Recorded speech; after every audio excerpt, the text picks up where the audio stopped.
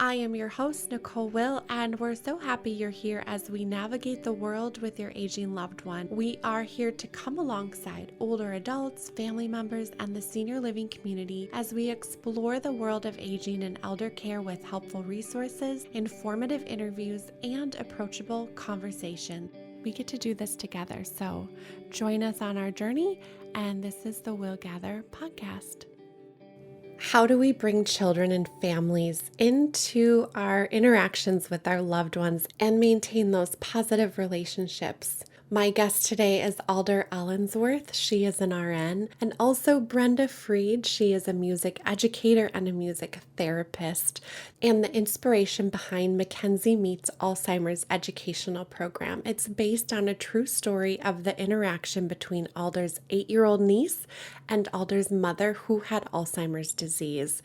In this program, Mackenzie is an 8-year-old hero, and after being told her grandma had Alzheimer's, she goes on a journey to learn about the disease and figure out how she can help her loved one. Mackenzie discovers how to maintain a meaningful relationship with her gran using art, music, and dance. Both Alder and Brenda have worked with children and older adults in their work, and they are bringing all of that knowledge with them into this program as children can learn how to enjoy and interact with their older adults and their loved ones. This is a multimedia program that helps families have quality time with their loved ones who has Alzheimer's disease or really any type of dementia.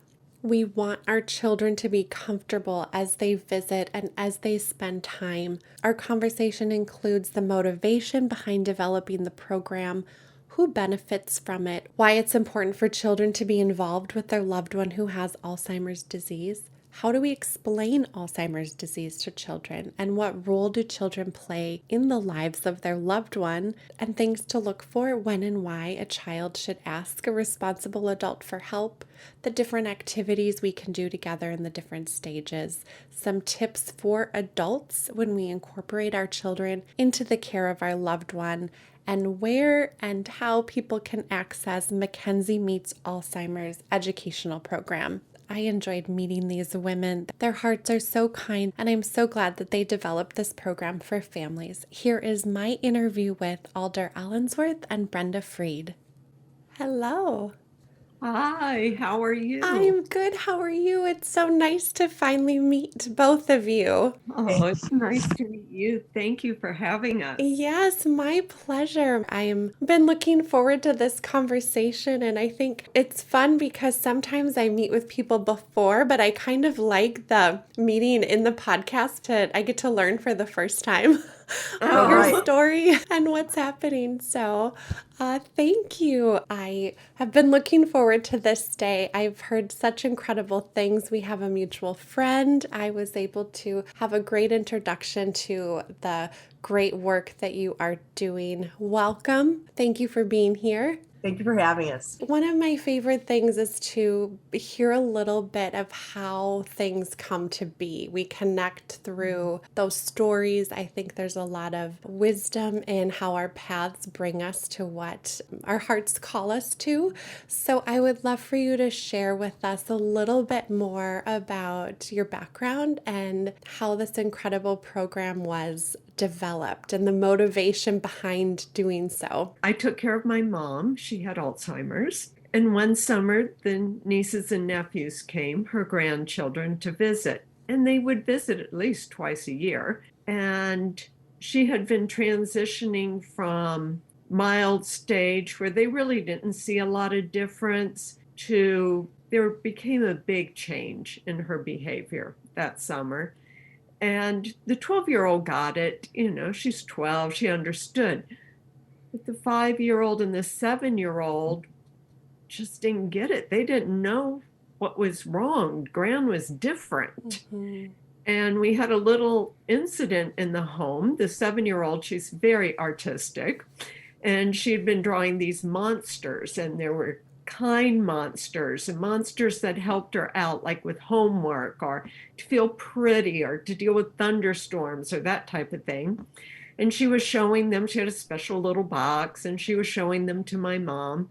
And my mom was not totally getting what was going on. But then the next morning, when we all got up, my niece, Olivia, and she's okay with me saying her name, she said, she went running to her mother and she's just like, Mom, Gran stole my monsters. Oh, no. And she's just, dramatic 7-year-old stuff. And we're like, it's okay. Gran probably didn't steal them. They'll turn up. We'll find them. And I went up to get my mom up for breakfast, went into the closet to get her robe, and here were all the monsters in the dirty clothes. So we explained to her that Gran had a disease called Alzheimer's and that she probably didn't know what she was doing and she didn't do it on purpose and she wasn't being mean.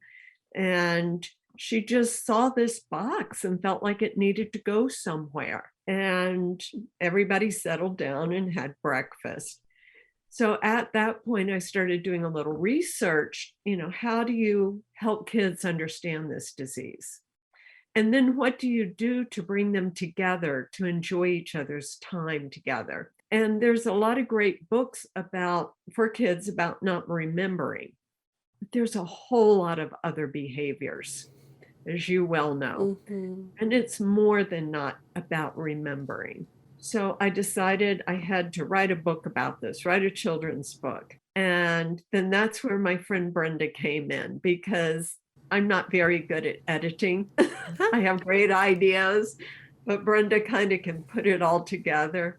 And so Brenda came in and said, I want to help you with this project. And we had been music therapy interns together in 1979. So we have a long-standing friendship, which works out very well because we can take each other's feedback really well. Yeah. And, it was a subject I'm interested in and have done a lot of work with elderly people and memory care. So it just kind of worked out that with our music therapy background and our friendship, that we could put this project together and have a good time working on it. The book evolved into our Mackenzie Meets Alzheimer's educational program. I love that you two found each other and knew each other early in life, but then came together to bring this to the world.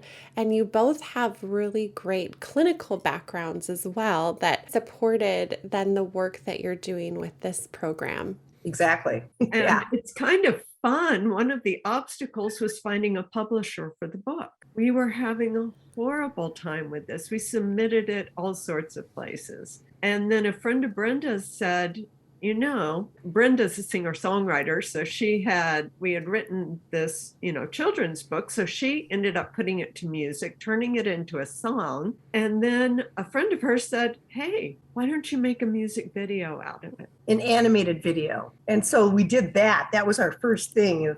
We wrote the song together, actually. And then we have a recording studio. So that worked out. So we could get it professionally recorded. And then we had it animated by William Banda, a person that we found on Fiverr. We had this animated, we call it the Mackenzie Meets Alzheimer's Disease animated story song. And it's just a beautiful song that we envision having a picture book to go with it. So that was the start of it. And then we decided to add the educational videos. Which is so needed. It is. And when we talk about, I know you both reference that we're in that sandwich generation where a lot of us are caring for mom and dad, but then we also have younger kids. And a lot of times, given life and schedules, we have to incorporate, or we want to incorporate our children in that taking care of mom and dad. And how do we do that so that they understand what's happening?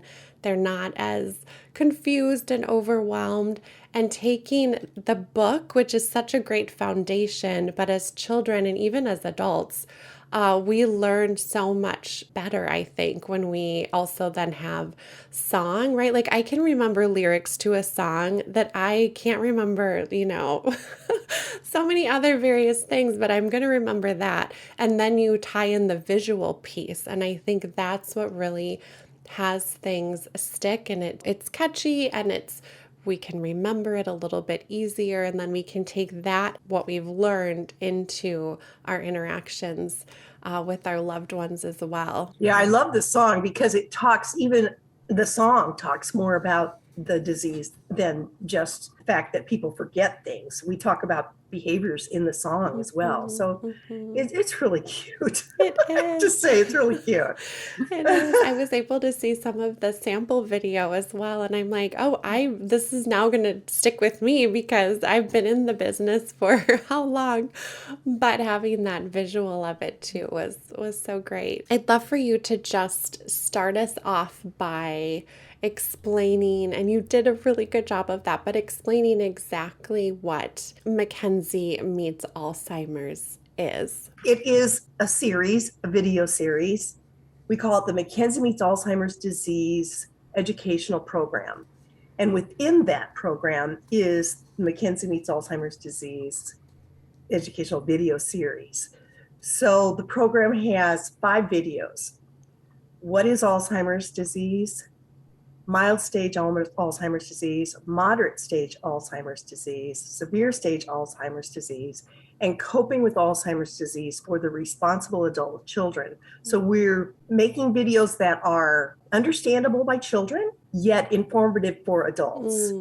And that 5th one is for that sandwich generation person in particular. And there are, according to the Alzheimer's Association, 4 million people in the United States in that sandwich generation who are caring for a loved one with Alzheimer's, as well as a child under 18. Wow. So that is for whom we created the program. And then along with the videos, we have reference guide that one can download so they don't have to take notes. So it's, very accessible. And each video is like, one video is 6 minutes, then 7 minutes, then 9, then 11, then 15. And I think the longest one is the one for the adults. That's like 20 minutes. And then we have a lyric video that goes with the song for early readers, and people with hearing impairments can get the transcripts. So we have those things. And the audio, just the plain audio, if you want to just listen to the song itself and sing along and learn it. I spent so many years with my kids when they were younger putting on songs in the car.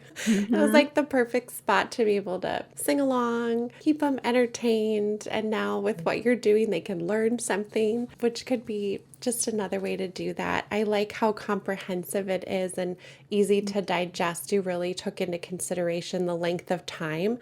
I think sometimes we don't want to dive into something if it's like, oh, I've got to commit, hours and hours. I'm already so busy. So I appreciate that so much. And you talked about how part of that video is made for that sandwich generation, but who else benefits from this? The children benefit from this because they learn, one, what the disease is.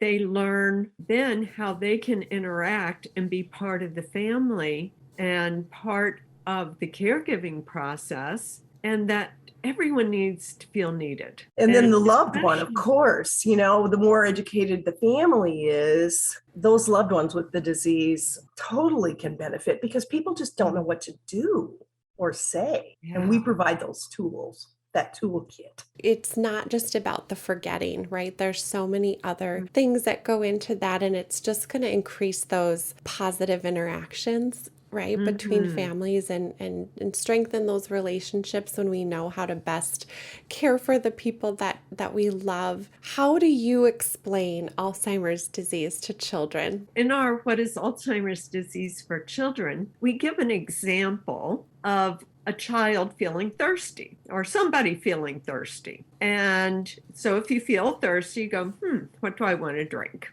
And you have all these choices. And then maybe you decide on milk. So where's the milk? Oh, it's in the refrigerator. It's in a carton. Mom won't let me drink out of the carton. I got to go get a glass. Where are the glasses? I got to reach for the glass. And then I got to open the refrigerator. I got to pour the milk in the glass. I mean, there's so many little steps to satisfying your thirst. Well, with someone with Alzheimer's, first, they may not even know they're thirsty. But then they may get overwhelmed with all those choices of what to drink. And then when they go to it, they may not even know where the refrigerator is anymore or where the glasses are kept. So there's somewhere the brain does not connect anymore, and that process breaks down. So in the video, we talk about tangles, which happens, and plaques. and tangles. We show them in the little video.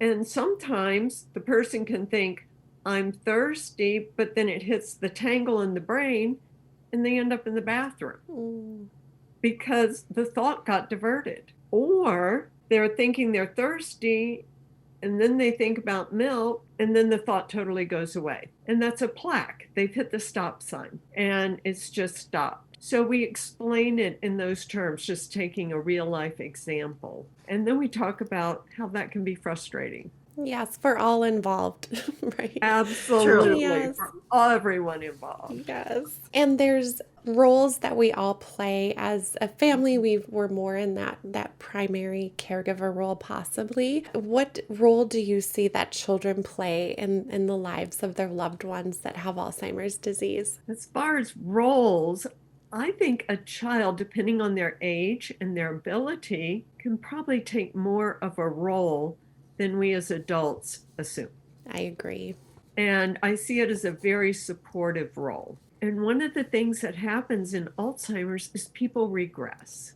And I've worked in nursing homes a lot in my lives, and I've noticed and I've participated sometimes when you have maybe an elderly woman with severe Alzheimer's who's very disturbed and distressed. A lot of times they'll give her a baby doll, and the baby doll just comforts her. And so with some of the grandchildren, and we brought out the dolls, Mom loved playing dolls with the grandchildren deep in Alzheimer's. It was just such a wonderful interaction. So giving kids the encouragement to play with their loved one with Alzheimer's. And then if they're playing nicely together and enjoying each other's company, can't you as a caregiver take a few breaths? Right. And the other things are, we talked about need to be needed. Kitchen chores or laundry chores. Have them prepare some snacks together, the kid and the person with Alzheimer's.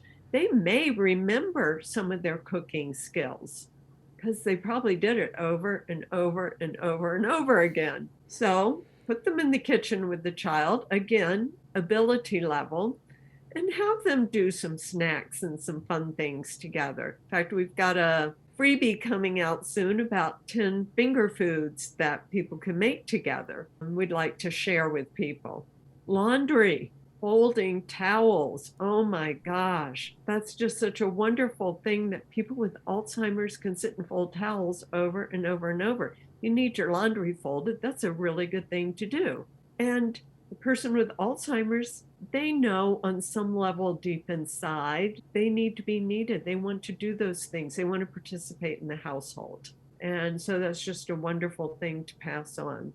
So getting creative in what are the normal household tasks and how can you incorporate everyone. I think we underestimate how much children can and want to be involved. Yes. Keeping them a part of it, and they feel really good too when they can help and participate. There was a woman that I would visit every week, and she lived in a memory care community, and I would provide companionship, and we would sing a lot and fold some laundry. But I would bring my kids often because how her face would light up in that joy and seeing them, I never garnered that affection and attention, and that's okay. The kids do that. So really knowing that it's just stressing to families how important it is to include those younger people in the lives with their older loved ones. I think so. And I think it's important because one of the things we talk about a lot is creating positive memories during a very difficult time. So the child grows up learning who their loved one really was. We've had comments on our Instagram of people saying, I wish I could have had more contact with my loved one who had Alzheimer's, because now they have nothing because the person's gone. So I think creating positive memories is a really huge thing. Even if the child is young, they will remember if they played dolls with their grandmother. Yeah. And when we have unknown things, there can be fear around that because, right, it's unknown. We don't know what's going to happen. And when we put ourselves in situations and include children in that they start to then have a knowing as they walk through life and they interact with more people, even just people that are different than us. There's that ability to have compassion and empathy and not have as much fear around some of those interactions.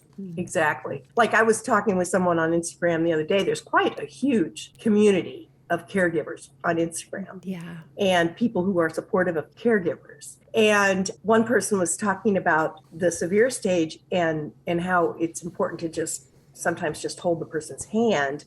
And I was commenting how it's important for children to learn that compassion and experience that compassion of just holding someone's hand will transfer to other parts of their lives. Yeah, that's so true. We learn to be compassionate and caring when we are in action, right? If we've never done it, we don't build that skill. So that's important to do that. Including children, when and why should a child ask a responsible adult for help? Like when do they include them in that interaction? It is so important to let a child know that some behaviors are okay and some are not. And the child knows that on their own behaviors. You know, that's part of life. There's some things that are okay and there's some things that are not. And children love to tattle. So I think this time is a good time to kind of encourage them to tattle a little bit. That, let's say, one of the things that happens is sometimes someone with Alzheimer's can be cooking and has cooked their whole lives. They forget to turn off the stove or the oven. And that happens in this disease. And if a child is aware that that could happen, they'll be paying attention and they maybe go in the kitchen, they see the stove is on, then they know to get their parent to come and help. We address things like incontinence. You know, where is the bathroom? How do you find it? And one activity that I was talking to a lady, which I thought was brilliant, was to putting signs on all the different doors in the house of this is the bathroom, this is so-and-so's bedroom, this is the kitchen, whatever.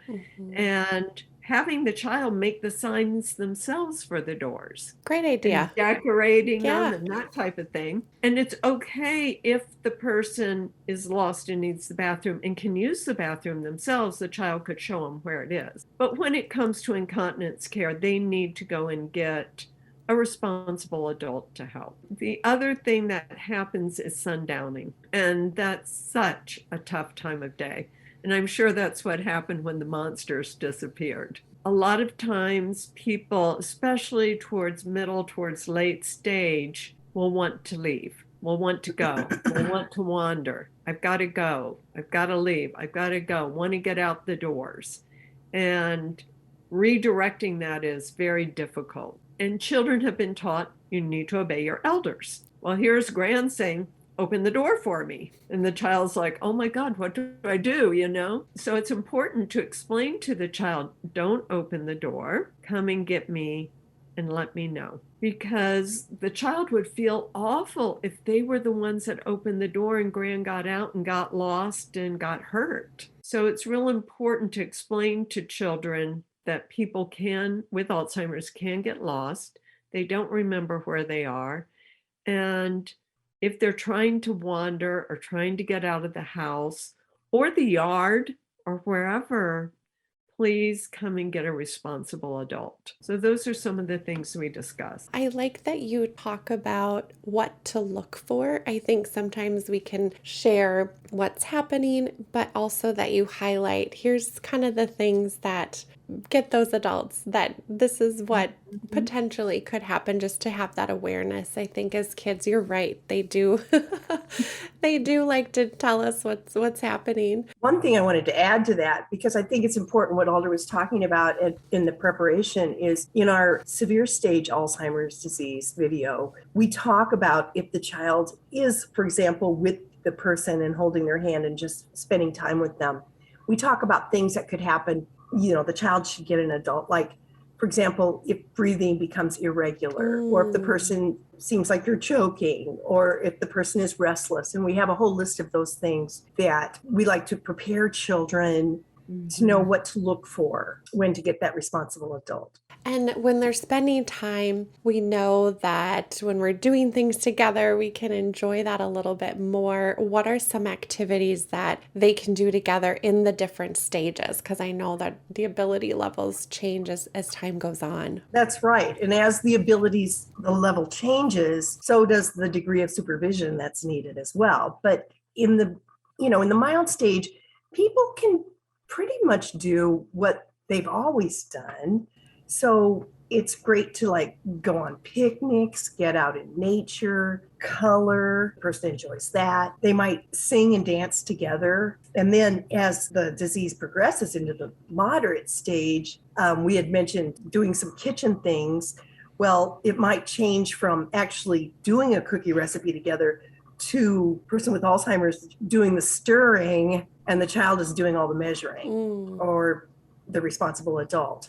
So modifying the activity that you do in the mild stage, doing more and letting the person with Alzheimer's do what they're able to do. Mm-hmm. For example, in the mild stage, they might read a book together where one person reads one page and one person reads another, or the person with Alzheimer's might be able to read the book. In the moderate stage, the child might be reading the book to the person in moderate stage Alzheimer's. In the moderate stage, the person might enjoy playing with dolls more than they would in the mild stage. Mm-hmm. And then in the severe stage, it's more passive activity, where in the other stages, they might dance with the person. In the severe stage, the child might be dancing and singing for the person. And once again, holding their hand. And my dad got COVID-induced dementia. He was a very sharp 95-year-old man, and he got COVID-induced dementia. And I remember just calling him up and just talking to him about my day. So we encourage that in the video to tell children, just talk about your day.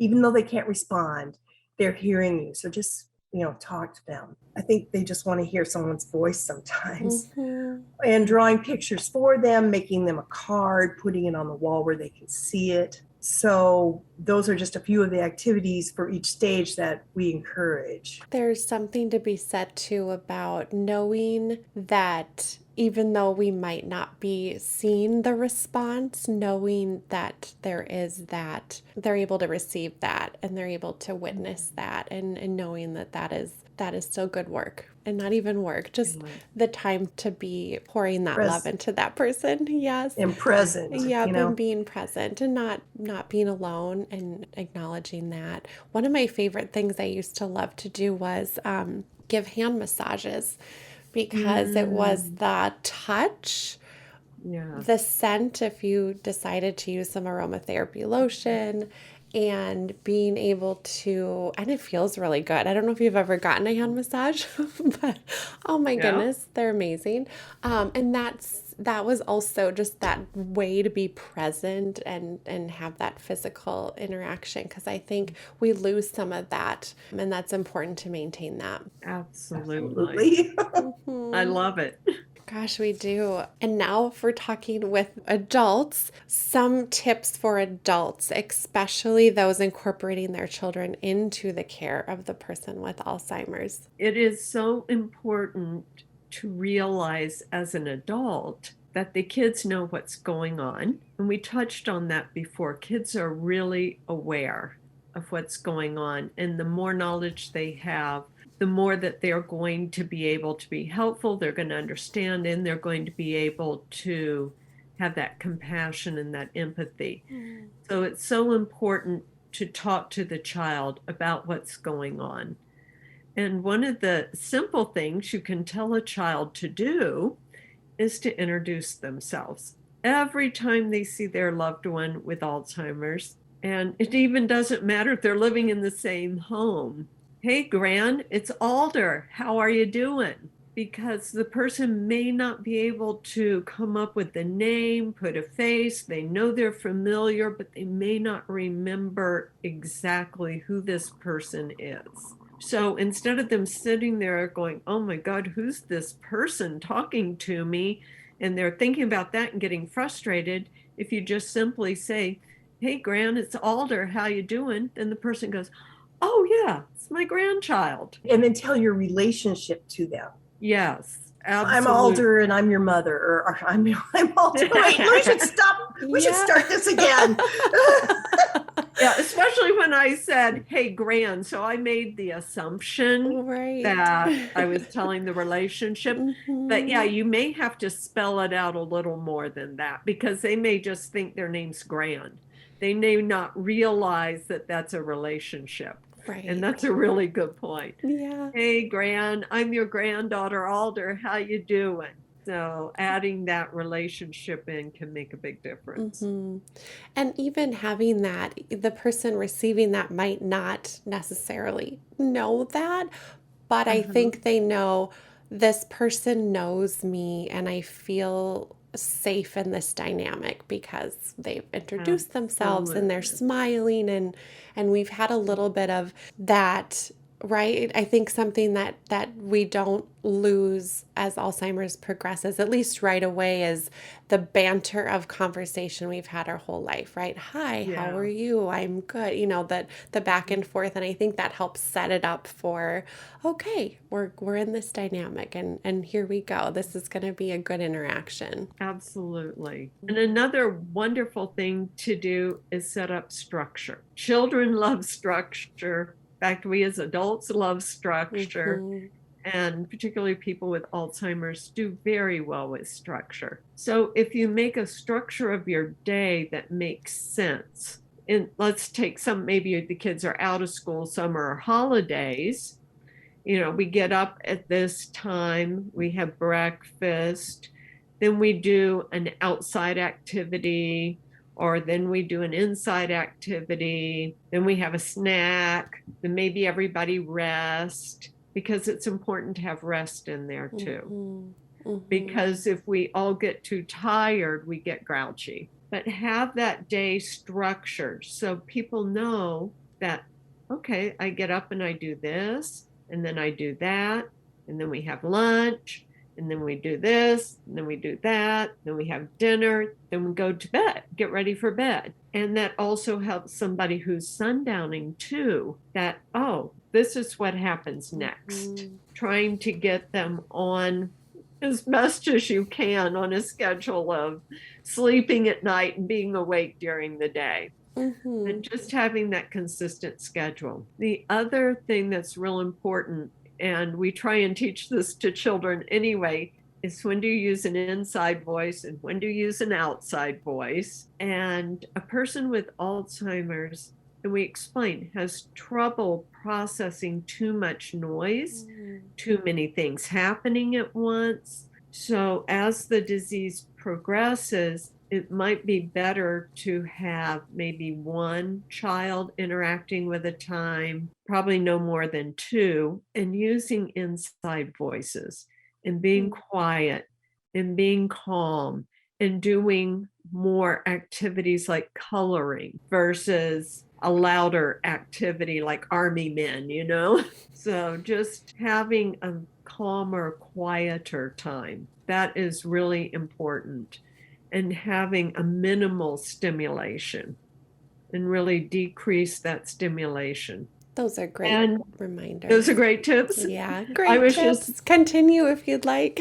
Well, I was just thinking of one other thing is children, there's, well, two things I'm thinking of. One, children tend to take on too much responsibility for other people's behaviors. Oh, Gran got mad because I was bad. Well, no, Gran got mad because the disease and she was frustrated, not because you're a bad person. And, you know, maybe you got a little loud, you know, and we can work on that. But you're not a bad person. So really helping kids understand that they are not responsible for that disease and the symptoms that manifest. And also spending some special time with your kids. Because when you introduce or have someone in the house that's going to take up a lot of your time and your energy, the kids will feel a bit neglected. And what about me? And aren't I important too? So really trying to somehow carve out a little special time for your kids during that day, put Gran down for the nap, and then do something special while Gran's napping or that type of thing, just to help the kids know that they still are important to you too. I'm so happy you brought that up. Mhm. We forget that sometimes, that that's really important to foster that relationship with your children and to let them know that it is, yes, it is the disease process. It's not them, and being able to explain that, not just assume that they would know that, because they're so aware. I remember when I was younger, and my grandma, even as like a young adult, I think I was pregnant with my daughter, and my grandma was needing a lot more care and support at the time. And I remember feeling a little, I don't know if jealous is the word, but my mom spent so much time with my grandma, and rightly so. I did as well. But I also wanted my mom. And so Yeah. even as not even, I can't imagine being a younger person and having to like figure out those emotions, but knowing that investing in the people that are around you as well as you're caring for loved ones. So I so appreciate that you brought that up. Thank you. Yeah, I've Yeah. seen kids get kind of left out because you have where the fire is, you've got to put your energy, Yeah. unfortunately, and then the Yeah. child can get left out. That's a great reminder. We're going to go on now to the last question, which is where can people learn more? And Our website is www.mackenzie-meets-alzheimer's, and we spell Mackenzie Mackenzie. So mackenzie-meets-alzheimer's.com, and our social media is on Instagram, Mackenzie Meets Alzheimer's. Our Facebook is Mackenzie's Monsters. We're trying to get that switch to Mackenzie Meets Alzheimer's. We started with Mackenzie's Monsters because of the book, as we explained, and the monsters. And but anyway, so our website has on it, we always have some kind of free bit of information you can get. And we do a double opt-in to protect people. And then even just on the homepage, scrolling down, lays out the components of the program that we're offering. And we like to say it's multicultural, multimedia, comprehensive yet concise, and a toolkit. We call it a toolkit to help people interact and maintain positive relationships, and therefore create, as we said earlier, positive memories. So scrolling down, it lays out the program, and then we have some testimonials from people who've looked at it and who have worked with older people. And then we have a sample video from our What is Alzheimer's video, so people can see how we present the disease to children. But one can see that it also is very informative for adults, because there are adults who don't know about plaques and tangles. So the website gives all the information, and we just welcome people to go there and check it out. And like we like to say, it's accessible because it's a digital program. So one can download it from anywhere there's internet. We just invite you to go visit the website and our social media. Good. I hope everyone goes to your website, finds you on social media. I loved how clear it was when you go to your website. You can see everything is laid out so nicely. The programs are there. It's so clear. It's very effective for families that they can easily do that, right? Where we want families to feel like, okay, this is just going to add to my life in a great way. So thank you so much. And you do right now have that free PDF download, which is so wonderful. Just another, added bonus that families can go check out. And we think it's so important to get people tools. And we'll have another coming out, because this one was about summertime activities, and summer's almost over. So we'll have another one coming out this fall. So if people want to get their summertime, go ahead and grab it, because the activities are good anytime, really. And also, if people want to learn a little bit more about us, we do have the About tab. And we also have a media tab that shows some of our interviews, because sometimes you just need to know who's giving you information and how this program evolved and what our credentials are. So feel free to check us out on that website. That sounds great. This has been a wonderful hour, almost hour. I've loved our conversation. You can tell your hearts are just in the right place, and I hope people will go learn more and interact with the work that you're doing. So thank you so much. Thank you. I wanted to add just one little thing, and that is that the videos are intended so that children and adults can watch them together. That's just another thing of spending time with the child that they can do. It's a great or to watch these videos. Mm-hmm. Yeah, it's a great point. Thank you. Thank you both. Thank you. Thank you so much. I've learned a lot from you just sitting here. It's like, that's a good idea. Oh, yeah. Oh, good. I'm so glad. I jotted down a couple things myself. I love it. Thank you so much. This has been so great. I appreciate it. Thank you for listening today. If you enjoyed our episode, please subscribe and give us 5 stars. In all honesty, we'd love to hear from you. Thank you so much for listening to our episode.